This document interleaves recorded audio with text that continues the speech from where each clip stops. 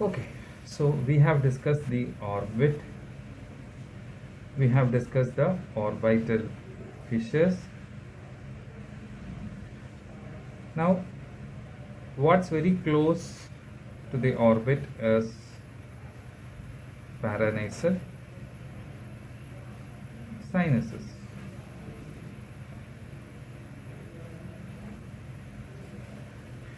So, as you know,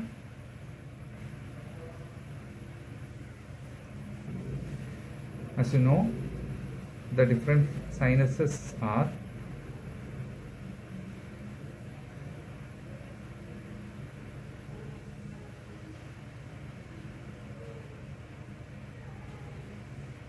frontal sinus, we have the ethmoid, we have sphenoid, and there is maxillary. So you remember from your ENT, like in which meatus each of these sinuses open up. So now this is very closely related to the eye.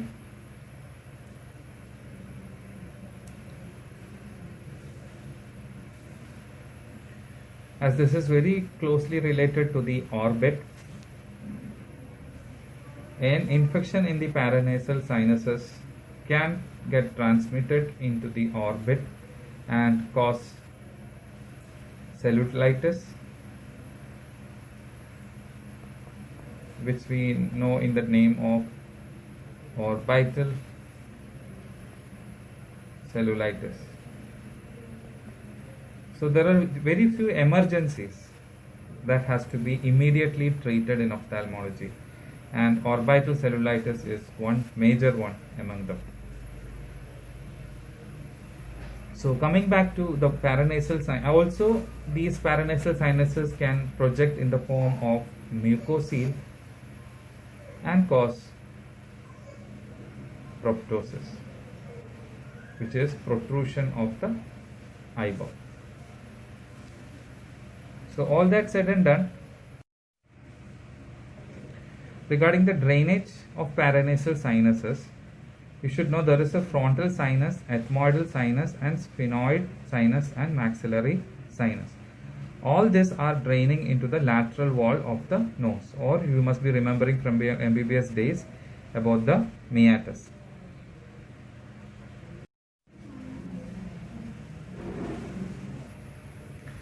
Regarding the drainage of paranasal sinuses, to begin with, this is where the frontal sinus drains. This is where the anterior ethmoid cells and the middle ethmoid cells drain, and this is the draining point of maxillary sinus. So maxillary sinus is draining here. The frontal sinus drains through this, and anterior ethmoid and the middle ethmoid. So this area is what we all know as middle meatus.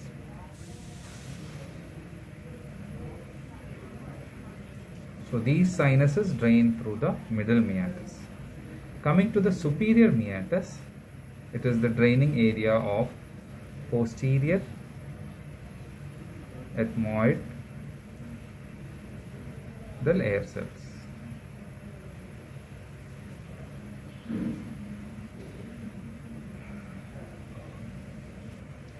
Now the sphenoidal sinus drains into the sphenoethmoidal recess. Coming back once again, we have frontal sinus, we have ethmoid sinus, we have maxillary sinus, and finally the sphenoid sinus. The sphenoid sinus is draining into the sphenoethmoidal recess. The ethmoid sinus divides into three, that is an anterior, middle, and posterior. This two drain into the middle meatus. Posterior drains into the superior meatus. Maxillary sinuses and the frontal sinus both drain again into the middle meatus.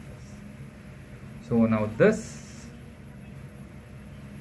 important opening you see here is formed, or it is for the nasolacrimal duct, which is very much related to the eye. By birth, all paranasal sinuses are present except the frontal sinus, which completes its development by the age of 2 years. Another thing is about the lining of the paranasal sinuses.